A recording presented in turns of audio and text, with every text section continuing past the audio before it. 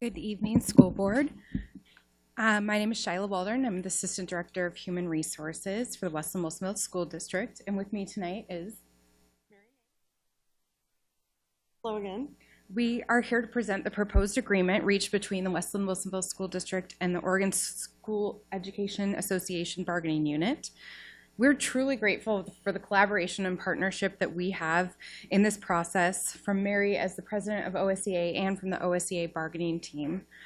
It's been a wonderful process, and we really appreciated the time to get to come together and talk about some of the issues and some of the requests from both the district and the union.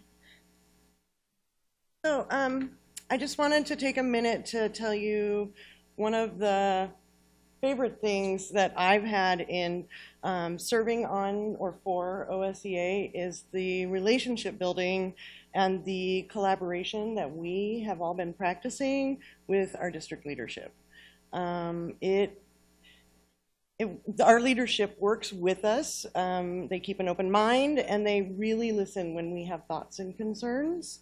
I feel very strongly that if we did not have this collaborative approach to working together throughout the entire school year, that our contract negotiations would probably not go as smoothly as they do. We don't always agree at the same time, but in the end, we always have the same goal and outcome in sight, and it works very well. So the process for OSEA, for the classified staff, for our negotiations, the chapter invites all classified staff to form a committee, a negotiations. Try to have representation from all the job classifications, i.e. maintenance, secretaries, have at least 2 representatives from each job classification on that committee. From there, that committee works together to find out what the current needs are, what the interests, what's important to our members. Then we put out questions, we do a survey, and just gather data. Once it's time to sit down to negotiations, from that negotiations committee, a team is formed. The group is appointed, no more than 6, I believe. Have like a 6 and 6 kind of party, and then that's the process, and that's how we get there. Thank you. All right, so we would like to read the memo that was provided to the board earlier. The Linn-Wilsonville School District and the Oregon School Education Association started contract negotiation sessions on April 30th of 2019. A tentative agreement was reached on May 31st of 2019. We conducted an interest-based approach in bargaining, and both parties believe this to be a good contract for the district and its classified employees. On June 7th, OSEA ratified the contract with their members. An online vote was held for members to cast their votes and compiled by the OSEA board members. According to President Mary Hanks, the vote was overwhelmingly affirmative. Below are key aspects of the contract. It's a 2-year contract from 2019 to 2021. The cost of living increase is 2.5% in year 1 and 2.5% in year 2. There was a $50 increase to the district insurance cap in year 1 and a $75 increase to the insurance cap in year 2. Step movement for those eligible each year. Move to a 9-step salary schedule from the current 15-step salary schedule. Eliminate the first 2 steps of range 4 on the salary schedule to meet the minimum wage requirement. Career employee recognition payment at 12 years. Holiday pay for less than 6-hour per day classified employees. $10,000 will be designated for professional development and $15,000 will be designated for tuition reimbursement on an annual basis for the classified employee group. And we're going to change the instructional assistant title to paraeducator. Our recommendation to the school board is to accept the 2019-2021 contract. Thank you.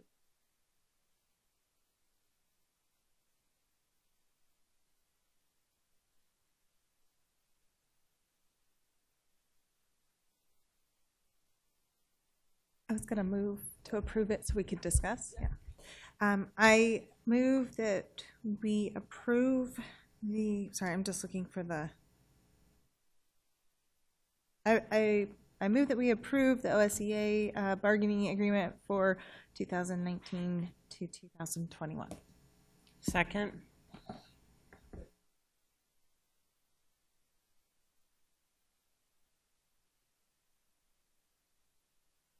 I don't, excuse me, I don't have any questions. I just want to thank you for your very thorough process that you went through with gathering data and, you know, the surveys and the collaboration that you have and the relationships that you maintain all year so that when negotiations occur, you know, you can work together. And it's really a relief and very helpful. And so I can take a vote with confidence that this has been thoroughly vetted through all of, you know, the different areas that need to contribute to the decision. So thank you for that.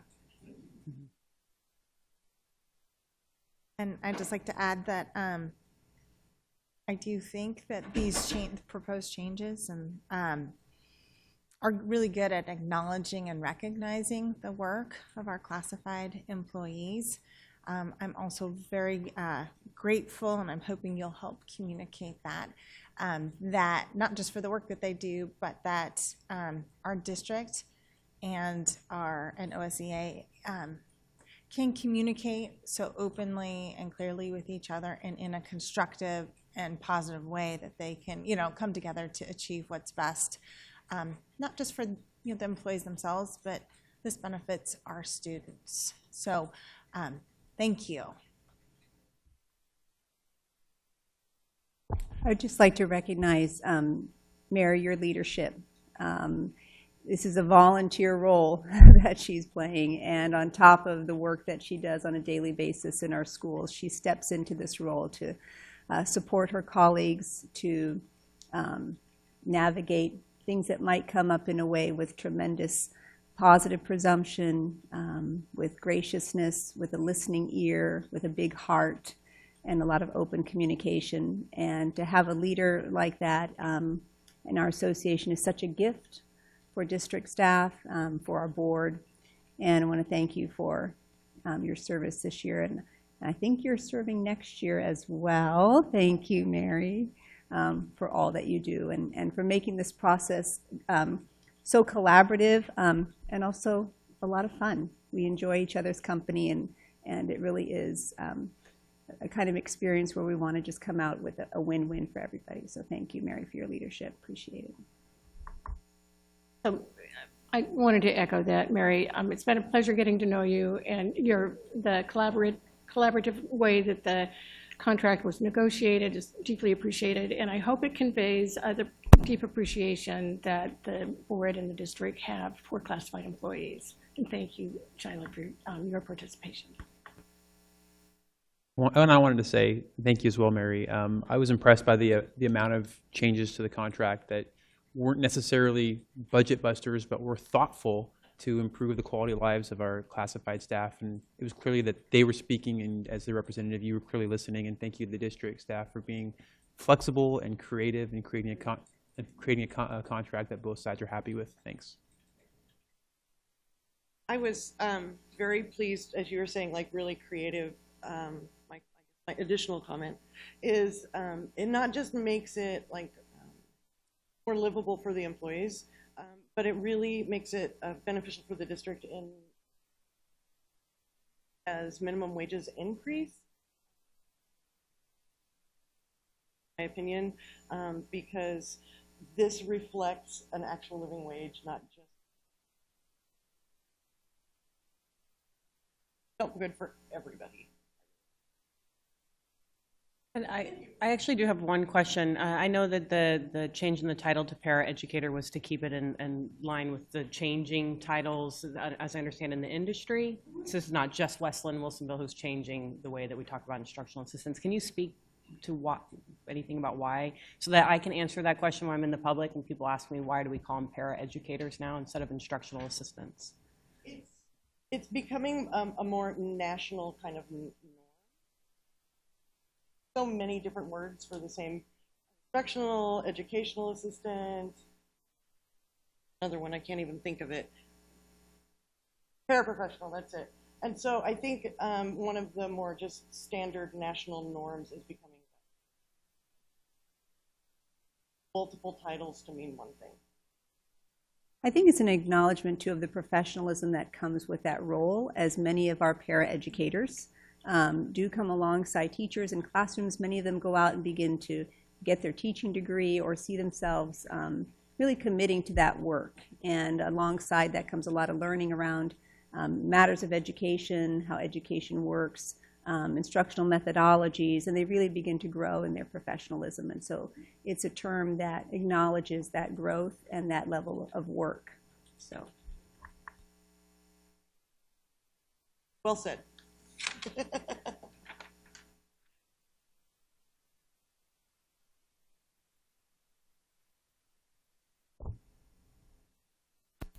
Chelsea King Martin. Aye. Betty Reynolds. Aye. Ginger Fitch. Aye. Dylan Hides. Aye. Reagan Molitor. Yes.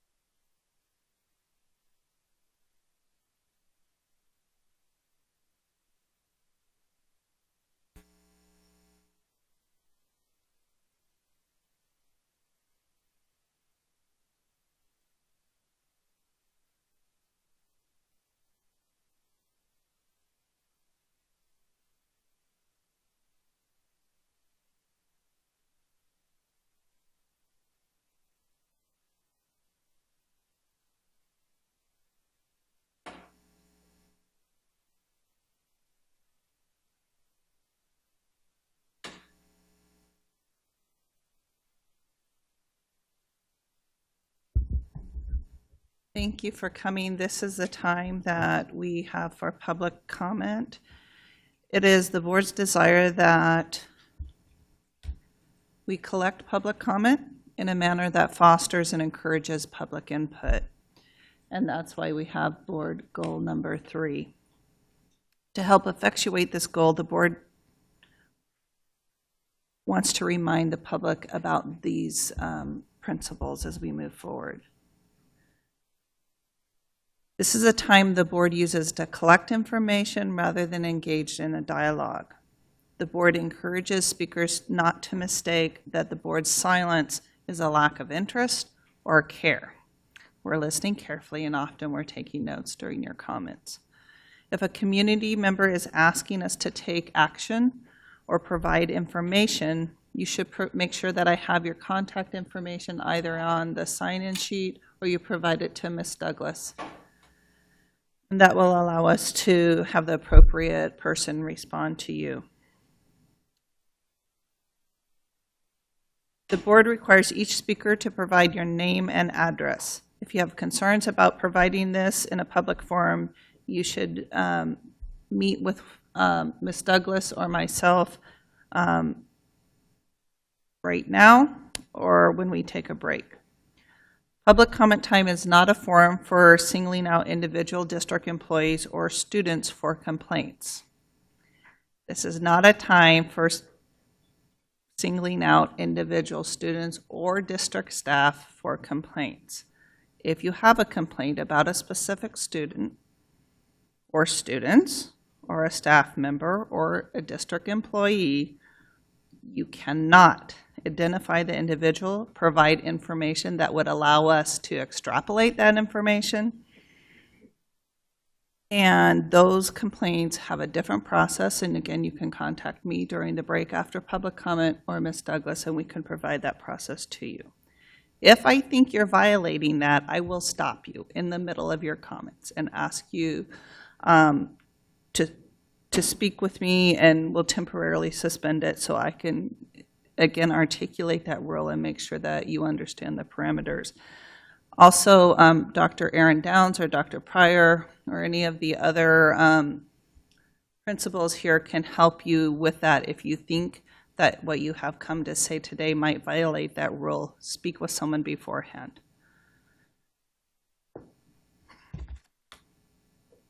You have 3 minutes. And you're always welcome to invite written materials if you have more to say than that. I'm not sure everybody who wants to speak is signed up, but make sure that if we miss you, you raise your hand. Mr. House.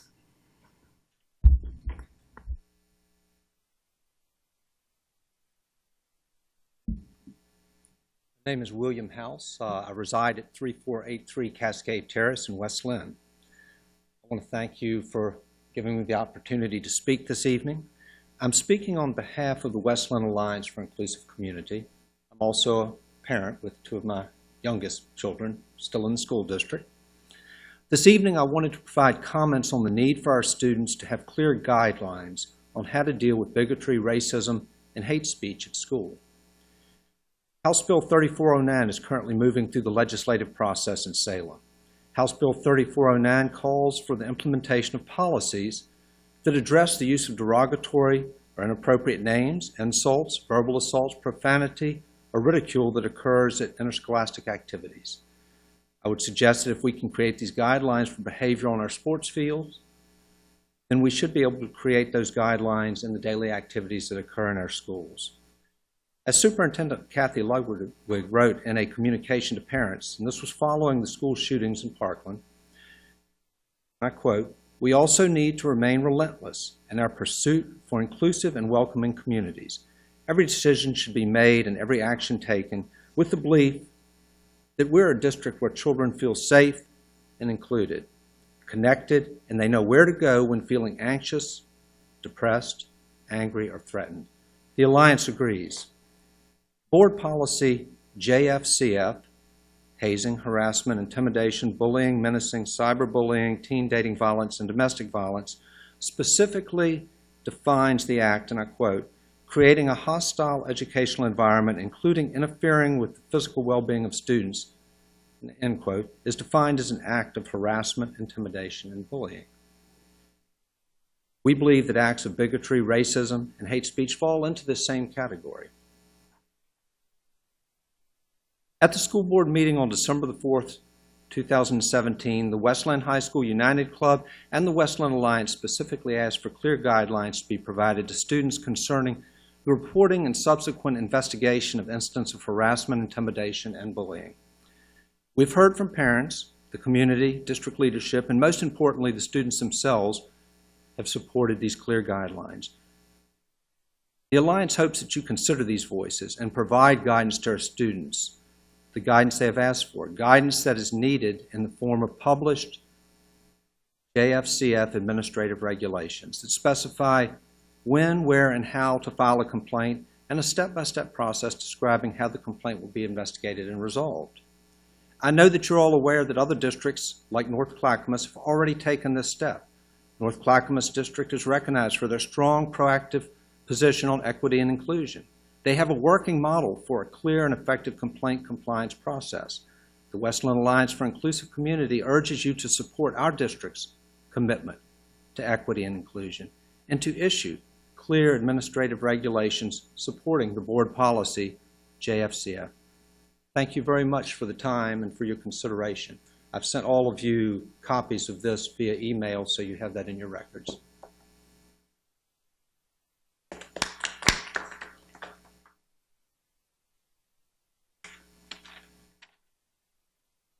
Hello, my name is Audrey Lipsey. I'm a junior at West Linn High School, and my address is 3262 Topview Court. I'm here asking you not only to adjust the West Linn School District complaint process, but to adopt the North Clackamas' sexual harassment complaint procedures. Last December, a group of my friends and I decided to report harassment and bullying we were experiencing. We thought the process would be quick. We go in, we report, and the person harassing us would stop. That is not what happened. That month was very difficult for us. I remember sitting in my car with my brother crying and crying because everything I thought would happen didn't. I felt alone, confused, hopeless, and scared. I'm glad I reported, and I would do it again if I had to. But it would have been a lot less damaging if I had known what I was getting myself into. There are kids in this community who have been hurt and harassed. They don't know what to do. They don't know who to go to. They don't know what will be expected of them. And they don't know, so they don't speak up. We cannot begin to address the issues in this community if we don't know what's wrong. Making the reporting process publicly and easily available to parents and students is the first step of many in the right direction. If you tell parents and students that what they will have to do when they report, they will report. More information means more safety. More information means more help from more people. The North Clackamas School District has a very helpful and clear sexual harassment complaint procedure. It lays out, step by step, what will happen when a student reports sexual harassment. If my friends and I had had this information, We would have gone into those meetings feeling safe and confident. Other students would speak up because there would be no surprises or confusion about what would happen. There is a problem of sexual harassment and abuse in this community. Making the reporting process clear, accessible, and detailed will encourage students to speak up, give parents information on how to help their kids, and shed light onto the sexual harassment and abuse going on. It is one step of many that needs to be made to create a safe and healthy environment for every single person. We passed the health curriculum telling students what harassment and assault are. Now we need to provide them with detailed information on how they report, so that when they report, they feel safe and protected. Adopt the North Clackamas Sexual Harassment Complaint Procedure and put it on your website for parents, for students, for everyone. Thank you.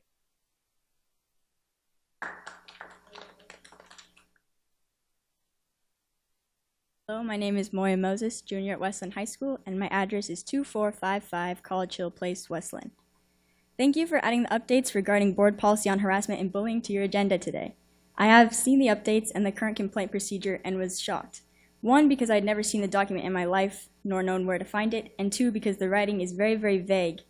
Not once does it mention legal or detailed parental involvement. With issues as serious as sexual harassment and assault, bullying, and hazing, the support net needs to be just as serious. Issues with our current reporting process are bigger and more frequent than you know. I myself have been let down by the system, and I know other people I really care about have had similar or worse experiences with reporting. The current process is not best serving the community. We ask that along with your updates, you adopt the North Clackamas Sexual Harassment Complaint Procedure. This information is already approved and is exactly the kind of document that could make our district a safer place. Why not provide our community with accessible information? Why not do everything in our power to ensure proper and thorough procedure? Why not create a standard of equity and service in our district? Why not make students feel safe? Why not foster a reputation that this district doesn't just do things to do them, but does them because they truly care about their students? Why focus on minuscule additives to a flawed procedure when a solution is presented before you? Please don't try to tell me the current procedure works when you're not the one in these schools every day. I come to you seeking help. I come to you with hope that people in power can make meaningful change. That when you hear about our suffering, you do the right thing and you help us. Students need more information, and parents need more information. We want justice, safety, accountability, transparency, open student and adult communication, and trust. We just want to know what to do, what to expect when we report. We need the North Clackamas Sexual Harassment Complaint Procedure, and we need people in need to be able to easily find it. All these students here are advocates of our student body and are willing to help you in any possible way to make our community a safer place for everyone. Thank you.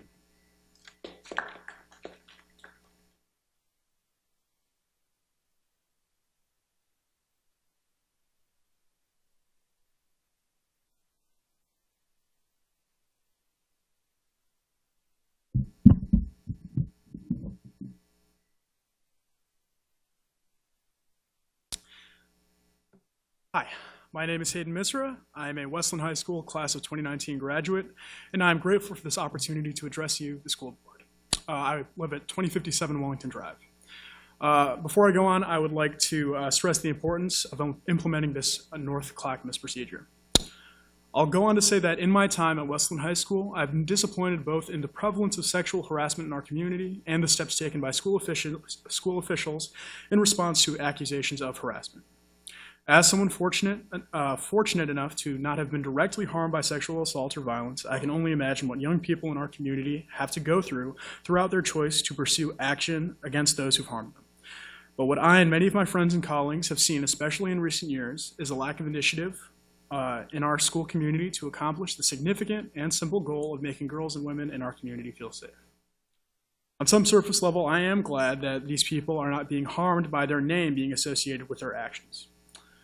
But the net result of this quote-unquote protection is young people in our communities seeing and hearing rumors of terrible things being done, knowing that these people have been reported, and then walking into the high school for the rest of their time at Westland and seeing these names celebrated on walls and on banners. And in the case of many students, they will see this person that they reported in the same class as them for years to come. I'm proud to be a Lion, and I'm proud to have been shaped by my school and my district.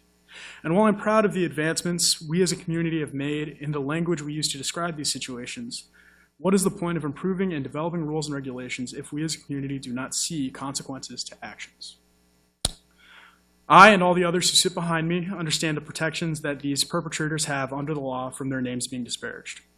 But I ask you, the members of our school board and our community, to consider the effect of protecting students on those students who have already been hurt the worst. Thank you.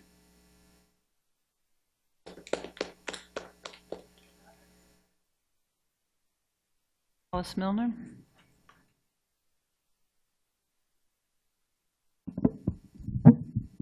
Hi, my name is Wallace Milner. I live at 2025 Titan Terrace. I am, as of last Tuesday, a graduate of West Linn High School. My sophomore year, an incident occurred at the school. Per the rules of this forum, I am not going to elaborate further so as to protect the participants' privacy. But I do not think I am wrong in saying that every single student in this room knows exactly to what I am referring, and I would further imagine that most adults are, at best, vaguely aware. This incident was not isolated. We've seen communities across the world grapple with the reality of harassment and assault, and all too often we've found that, while the victims are perfectly aware of the systemic issues, the people who perhaps are supposed to protect them are less informed of the situation. We've found, in fact, that almost every industry and institution is in some way affected by this brand of systemic violent misogyny. And I'm afraid that West Linn is not immune to this. The students before and after me will share their stories and the experiences they have endured, and they will offer varying specific proposals to address these issues.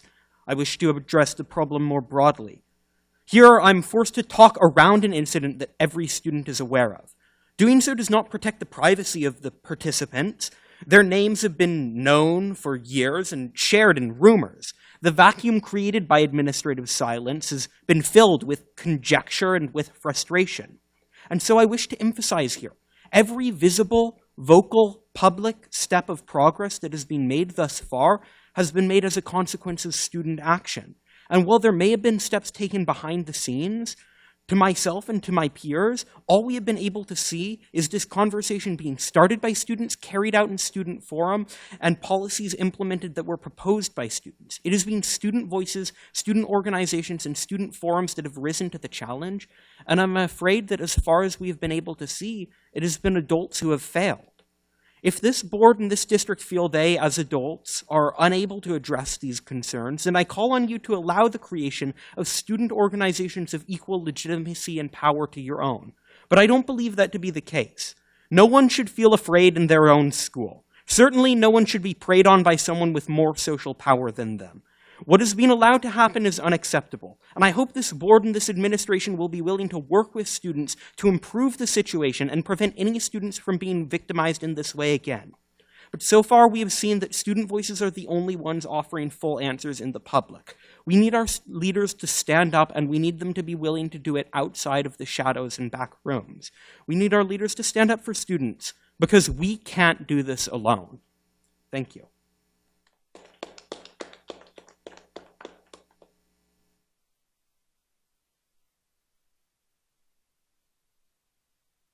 Matilda Milner.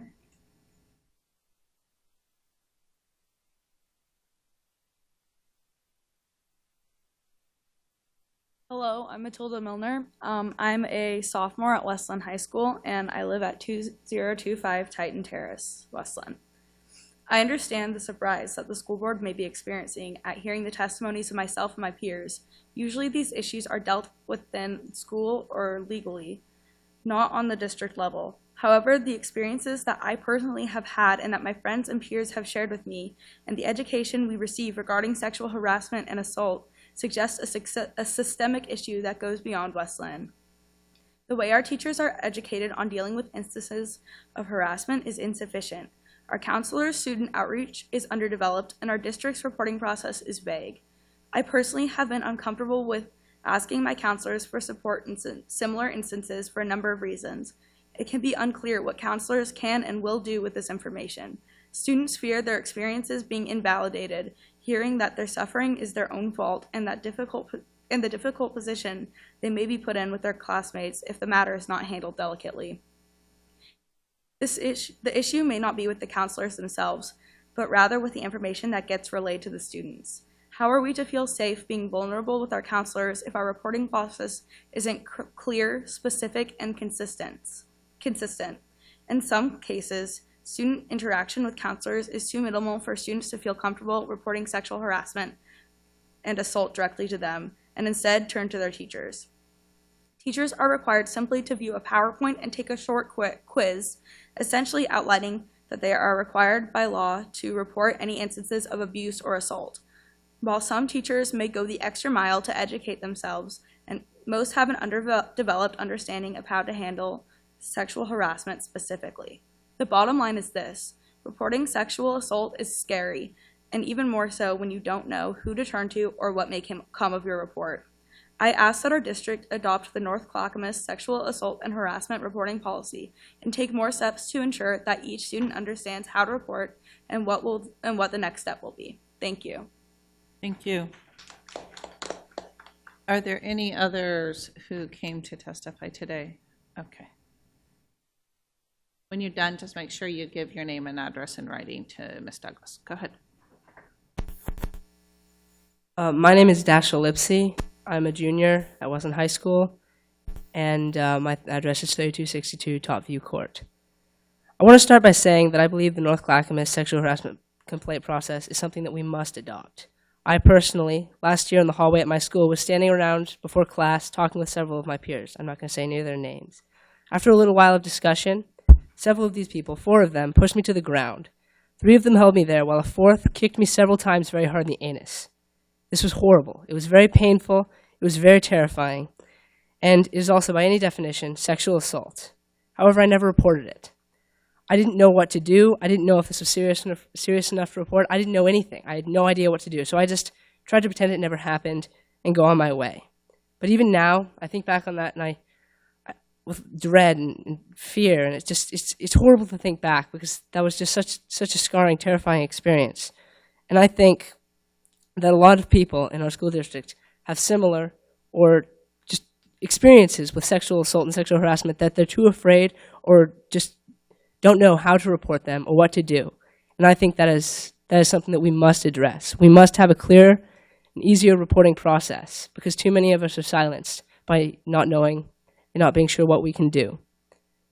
So I think that for the safety, the mental, and the emotional health of all the students in this district, we must adopt a clear sexual harassment complaint process. And North Clackamas has a very good one right now. Thank you. Thank you. Anyone else? I just want to say how much I appreciate students coming to speak to the board and to let you know that certainly you can provide, our emails are on the school board site. At any time, you could send us a letter, you could send us a link of a policy that you think we should adopt or changes, and we can have those before us even before you would come to public comment. So thank you again for your time and your thoughtfulness. We are going to take a 5-minute break and then we'll reconvene.